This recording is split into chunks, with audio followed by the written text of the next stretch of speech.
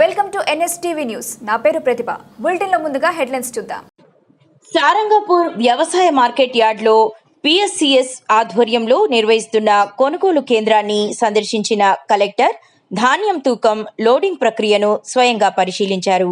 ఈ సందర్భంగా కలెక్టర్ మాట్లాడుతూ మిగిలి ఉన్న వరి ధాన్యాన్ని వెంటనే కొనుగోలు చేసి మిల్లులకు తరలించాలని అధికారులను ఆదేశించారు.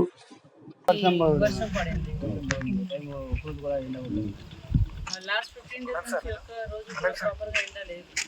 ఉన్నదమ్మా కానీ మధ్యాహ్నం యాక్చువల్గా ఉదయం ఉంటుంది, మళ్ళీ ఈవినింగ్ కల్లా వర్షం పడుతుంది. రోజు బాగానే ఉన్నది. ఎన్ని కేజీస్ బ్యాగ్స్ ఇది వెయిట్ అయిందా?